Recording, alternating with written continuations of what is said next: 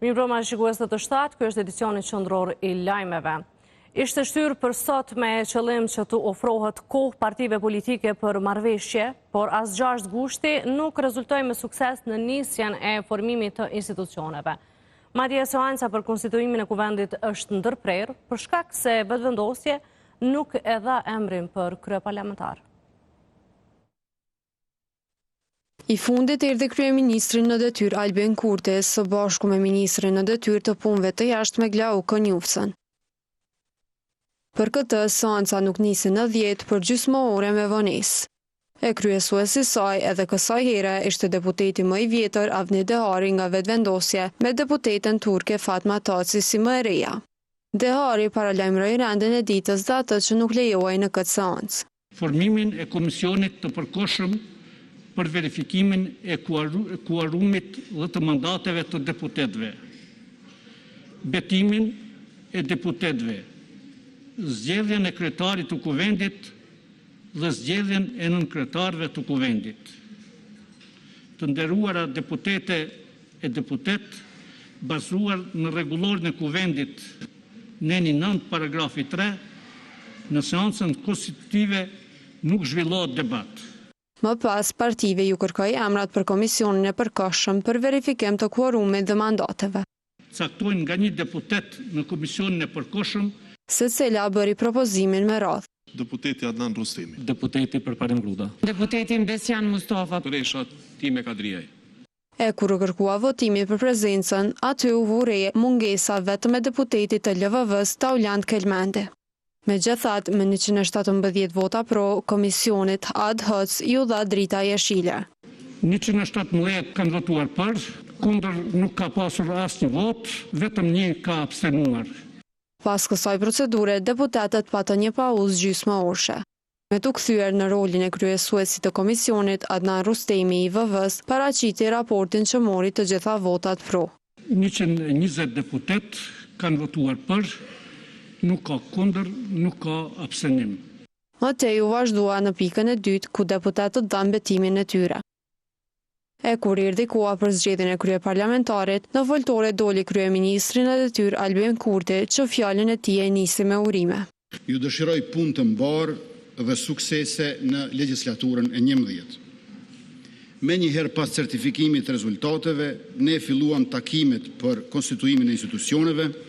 E falenderoj kryetarin e Partisë Demokratike të Kosovës, zotëri Bedri Hamzën për takimin, e falenderoj kryetarin e Lidhës Demokratike të Kosovës, zotëri Lumra Abdigjikun për takimet. Kjo acaroi deputetët që janë pjesë e partisë së tij, e çka detyroi Avni Deharin të kërkonte qetësi. Vetëm në këtë javë ne duam bisedime edhe me PDK, Ju lutem për qetësi, edhe me AK-n. Derisa fjalimin për zgjaste, emër për kryeparlamentar nuk dha.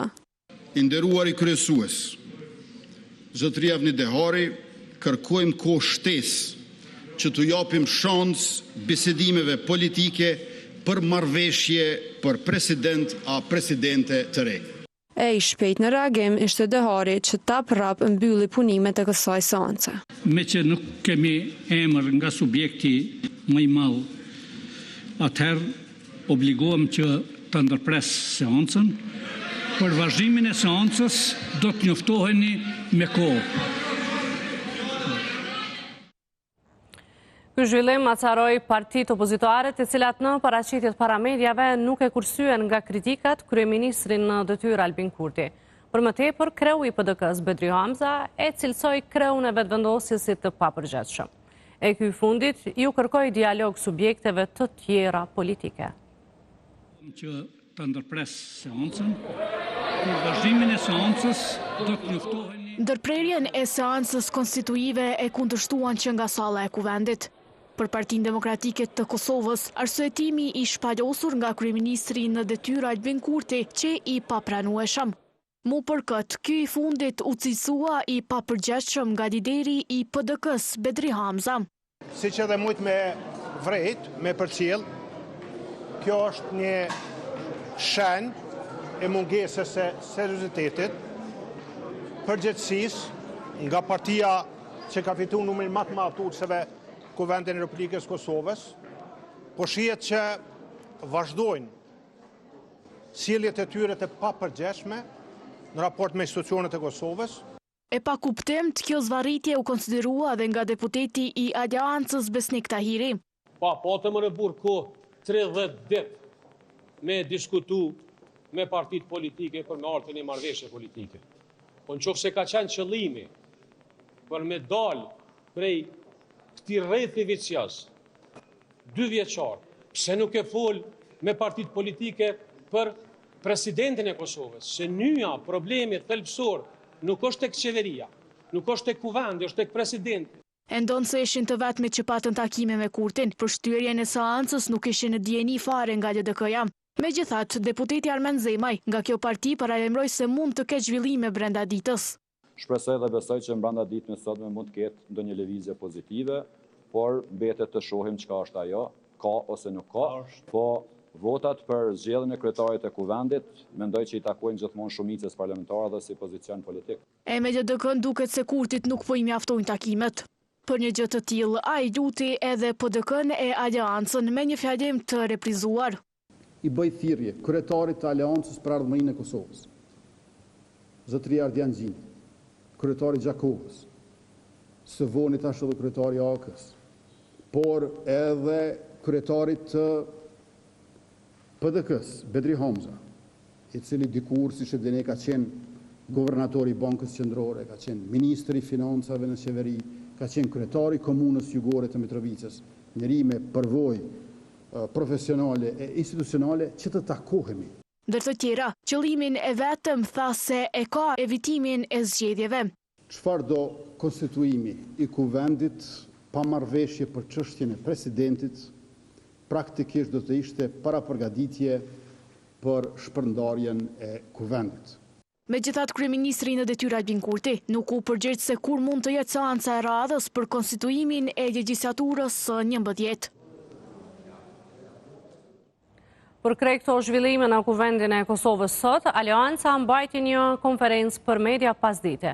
Ndjekim një deklarat të kreut të këtij subjekti politik, Ardian Xhini, rreth ndërprerjes së seancës së sotme. Pa asnjë arsye patriotike, prap hyn në krizë institucionale. Unë do të thonë që nuk ka emër tjetër kjo situatë, përpos se grushtet i mbrëmshëm, grushtet i cili nuk realizohet prej farangave ushtarake, po prej njerëzve të cilët në mënyrën më brutale e shfrytëzojnë legitimitetin e brisht demokratik për me uzurpu institucionet e shtetit.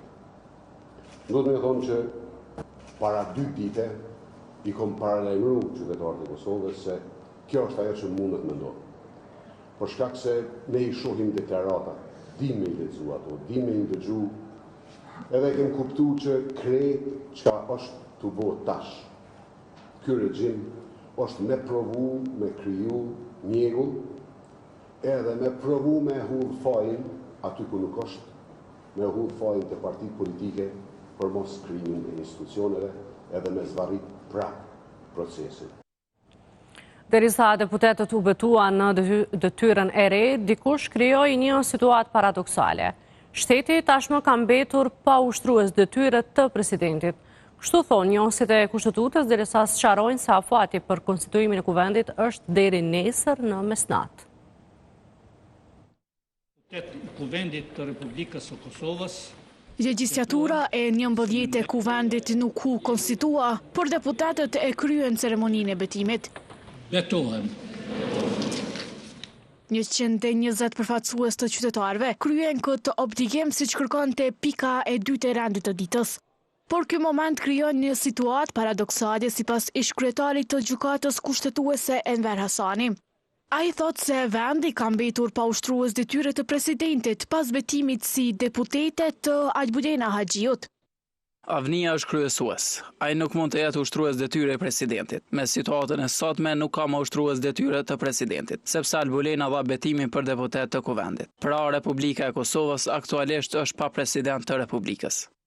Sipas Hasanit, kuvendi duhet të vazhdojë me zgjedhjen e presidentit e jo të qeverisë.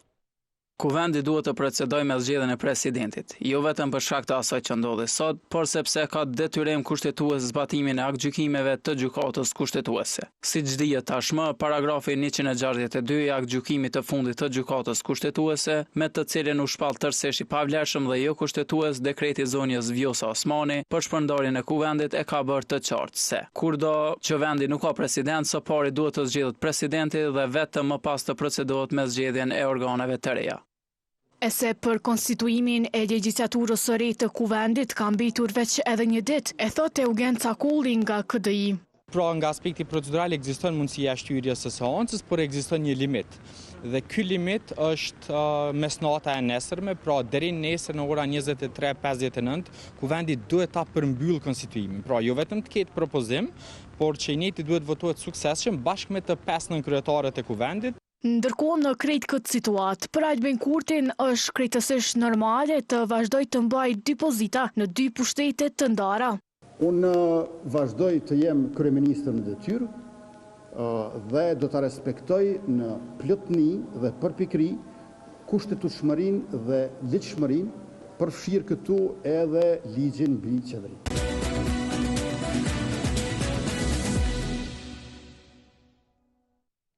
E në çfarë verzioni shteti do të përballet sërish me një proces të ri zgjedhor dhe nëse do të ndodhë kur mund të mbahen zgjedhjet, këtë sqaroi në emisionin Frontal Vullnet Bukaçku nga Instituti Demokratik i Kosovës.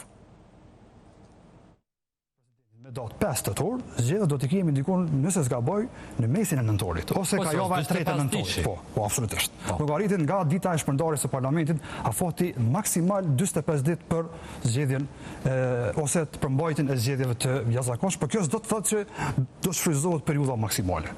Varet pastaj nga partitë politike se si mbien vesh për të caktuar datën e zgjedhjeve.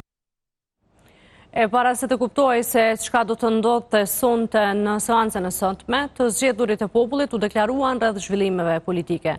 Dikush sqaroi qëndrimet e vjetra, e të tjerë u fokusuan te konfirmimi i prishjes së raporteve me lëvizjen vetëvendosje. I ndjekim krejt këto deklarata të përmbledhura në një kronik nga gazetari Rilin Raslani. Ndër të parët erdhi në kuvend. Kryetari PDK-s Bedri Hamza foli më gjatë për seancën që pritej të niste në orën 10 të sajtës. E më pak komentoi për çështjen e presidentit. Po sot s'm fal, po sot nuk është presidenti. Shumë e qartë, por mas konstituimit të kuvendit vijnë procedurat e tjera, që është edhe formimi i qeverisë. A ka dikush tjetër pyetje? Ai nga aty tha se qëndrimi i PDK-s mbetet i pandryshuar. Qëndrimi i Partisë Demokratike të Kosovës është konsistent. Do të thotë ne kemi shkuar në takim, nuk kemi nuk kemi garu ne kush në cënë pozit më bo. E me njëherë pas ti, edhe kryetari lidhjes demokratike të Kosovës erdhi. Lumir Abdigjiku u fokusua te kritikat që po pranojnë për takimet me VV, por përsëri qëndrimin se duan të shmangin zgjedhjet e reja. Përderisa përpiqemi për takohemi, në besim të vetmit që duam të shmangim zgjedhjet e reja. Gjithë ata që na kritikojnë, se kuptojnë se po takohemi, e çfarë qëllimi kemi, mendoj se na kërkojnë të shkojmë zgjedhjet e reja edhe një herë. E në ndimes për formimin e institucioneve do të jetë aleanca, thot Besnik Tahiri. Kosova nuk ka as kohë e as energji me humb me lojran dhe me pazare politike.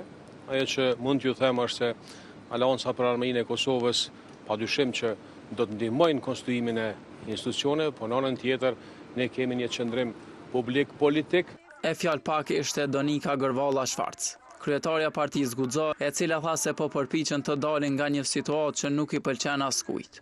Mbas zgjedhjeve të mira, zgjedhjeve demokratike, zgjedhjeve parlamentare, edhe sot do të shkojmë të zgjedhim, të konstituojmë kuvendin, edhe të përpiqemi të dalim nga një situatë e cila nuk i pëlqen askujt. Në zhurmën e protestave që po zhvilloheshin jashtë kuvendit, edhe kryetari i Partisë Liberale Egjiptiane Vetëm Berisha tha se është i interesuar për të kontribuar në qeveri. Por sigurisht që do të kemi një takim ditë vendim edhe të dakordohemi për çka ma tutje. Jeni të marrë për të diskutuar për të bërë absolutisht. Unë jam ju e dhenit që kam qenë i thorë dhe po punoj fuqishëm që me fillu institucion sa më parë, sepse çka është boll është boll. Do është mjaftueshëm, kemi nalë procesin, tani po shohim se çfarë po ndodh sot edhe mas ne ta shoh çka ma tutje. E se raportet e Duda Baljes dhe vetëvendosjes janë prishur, edhe njëherë tjetër e konfirmoi Duda Balje. Edhe unë nuk i ndryshoj qëndrimin, do më thonë prej herën e fundit, kur gjë nuk ka ndryshu mes partijës teme dhe vetëvendosjes, edhe unë absolutisht nuk kam asnjë arsye për me reagu brenda kuvendit në mënyrë ndryshe që kam reagu herën e fundit. Më pas të gjithë deputetët një nga një hynë në seancën konstituive për të ndjekur rendin e ditës të paracaktuar. Në ditën kur kuvendi do të mbajnë të seancë, para këtij institucioni pati 2 organizime. Përmes protestës, Lëvizja Revolta kundërshtoi ligjin për shqetësinë, duke pretenduar se Kosova po përballet me një të keqe të madhe. E një grup tjetër përmes një organizimit ngjashëm shprehu shqetësimet rreth raporteve me Amerikën. Me pankarta në duar u paraqetën në kohën e njëjtë kur pritej të fillonte seanca për konstituimin e kuvendit. E një vendim që u mor më herët, Lëvizja Revolta po e kundërshton atë të dhënies së shtetësisë së Kosovës për serbët. Përfaqësuesi i Lëvizjes Revolta deklaroi se Kosova po përballet, siç tha ai, me një të keqe të madhe. Rilend Kuqi i tregoi edhe 3 kërkesat që kanë ndaj deputetëve të kuvendit të Kosovës. Sot kemi dalë me protestu para kuvendit ditën kur do të bëhet betimi i deputetëve të ri. Ndaj tyre i kemi 3 kërkesa. E para ka të bëjë me shtrimin e presionit mbi qeverinë për publikimin e numrit të saktë serbëve që kanë fituar shtetësinë e Kosovës që nga ligji i ri. Kërkesa e dytë lidhet me shfuqizimin e ligjit të ri për shtetësi, pasi që konsiderojmë që ky ligj ja përshpejton dhe lehtëson procedurat serbëve që të fitojnë shtetësinë e Kosovës. Ai u shpreh se këto vendime mund të merren nga deputetët e rinj, sepse përgjegjësia u takon atyre.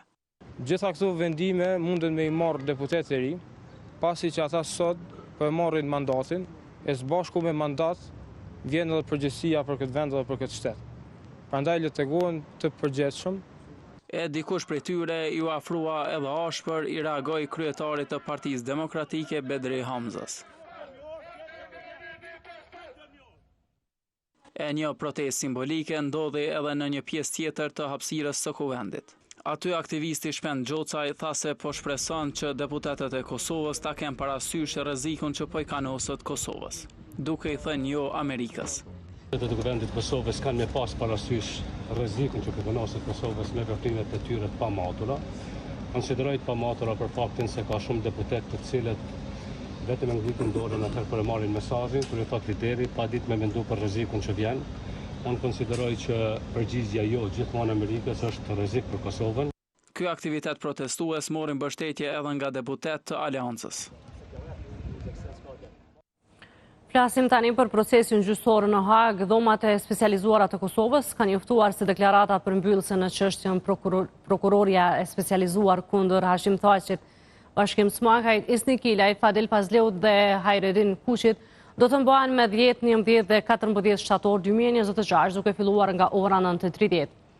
Seancat do të jenë publike dhe do të transmetohen në gjuhën shqipe, serbe dhe angleze përmes faqes zyrtare të dhomave të specializuara. Publiku dhe gazetarët që dëshirojnë të ndjekin nga salla duhet të regjistrohen paraprakisht, ndërsa afati për aplikim është 14 gushti 2026 ora 18. Sipas njoftimit, gjykimi ka hyrë në fazën përfundimtare pasi me 5 gusht 2026 gjykatësi i vetëm mbylli procedurën e paraqitjes së provave dhe caktoi datat për deklaratat përmbyllëse.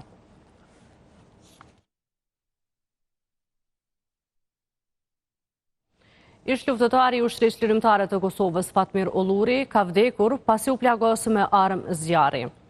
Sipas raportit të policisë së Kosovës, ngjarja ndodhi mbrëmjen e 4 gushtit në Lipjan, ku Olluri u gjeti plagosur me armë zjarri. Ai fillimisht u dërgua për trajtim në ÇKUK, ndërsa pistoleta me 2 fishek u sekuestrua nga policia. Policia njoftoi se më 5 gusht rreth orës 18:45, 52 vjeçari nuk arriti të mbijetojë plagëve. Me urdhër të prokurorisë, trupi pa jetë është dërguar në Institutin e Mjekësisë Ligjore për obduksion, ndërsa rasti tashmë po hetohet si hetim mbi vdekjen. Dega e PDK-s në Lipjan përmes kryetarit Shukri Buja shprehu ngushëllime për familjen Olluri, duke kujtuar se Fatmir Olluri ishte kthyer vullnetarisht nga Gjermania për të u bashkuar radhëve të UÇK-s gjatë luftës shtirimtare dhe më pas kishte vazhduar angazhimin e tij në jetën publike.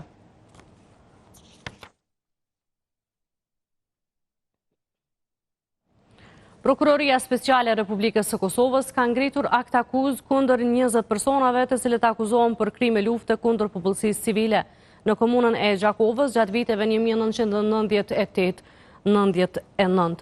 Në mesin e të pandeurve thuhet se është edhe kryekriminali Milan Radojčić. Akt akuza është ngritur me propozim për mbajtjen e gjykimit në mungesë dhe i ngarkon të pandeurit për pjesëmarrje në një operacion të gjerë ushtaraku policor, gjatë të cilit, sipas prokurorisë, u vran 107 civil. Sipas akt akuzës, gjatë operacionit gratë dhe fëmijët u ndan nga burrat. Gratë u plaçkitën duke ju marrë stolit e arit, parat dhe gjërat të tjera me vlerë, ndërsa burrat u ekzekutuan, një pjesë në shtëpit dhe oborët e tyre, e të tjerët në lokacionin e njohur si Ura e Taliqit. Po ashtu, sipas akt akuzës, shtëpit e viktimave u dogjën. Flasim tani për një ngjarje të rëndë që ka ndodhur një natë më parë në Gjilan, ku 2 persona mbetën të lënduar shkaku i shpërthimit të një veture. Derisa për rastin po vazhdojnë hetimet nga policia, njëri prej të lënduarve po trajtohet në gjendje mjaft të rëndë në QKUK.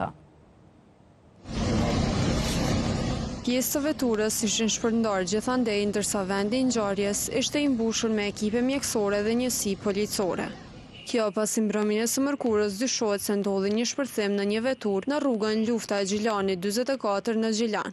Policia e Kosovës në rajonin e Gjilanit diku rreth orës 21:45 minutë e ka pranuar informat për një shpërthim të fuqishëm që ka ndodhur këtu në rrugën e Gjilanit, Lufta e Gjilanit, dhe me ta marrë informatë njësitë policore me urgjencë që kanë përgjigj rastit duke dalë në vendin e ngjarjes. Sipas sojë shpërthimit mbetën të lënduar 2 persona. Nga hetimet e para mësohet se nga shpërthimi që ka ndodhur në një veturë e cila ka qenë e parkuar, dyshohet dhe besohet se aty kanë qenë 2 persona, vozitësi dhe një pasagjere. Vozitësi fillimisht mori trajtim në spitalin rajonal të Gjilanit, por për shkak të gjendjes së rënduar shëndetësore u transferua në qendrën klinike universitare të Kosovës. Mëngjesin e së ajndës, shefi mjekimit intenziv në QKUK bëri të ditur se lëndimet e tij janë kryesisht të lokalizuara në ekstremitetet e poshtme. Pacienti është pranuar në gjendje të rëndë me shok hemoragjik, ndaj është nënshtruar më njëherë një intervenimi urgjent kirurgjik. Pas përfundimit të ndërhyrjes kirurgjikale, pacienti është transferuar për trajtim të mëtejmë në njësinë e mjekimit intenziv. Lëndimet kryesore janë të lokalizuara në ekstremitetet e poshtme. Aktualisht, pacienti po mbahet i sedatuar dhe i lidhur me aparaturë mbështetëse mjekësore. Sipas burimeve, të lënduarit janë në pikë 40 vjeç dhe A.B 25 vjeçë. Të nderuar shikues, kjo është ato që kishim përgatitur për këtë edicion të lajmeve. Unë ju falenderoj që na ndoqët nga Unë Fortesa, natën e mirë dhe mirëmbëjtje.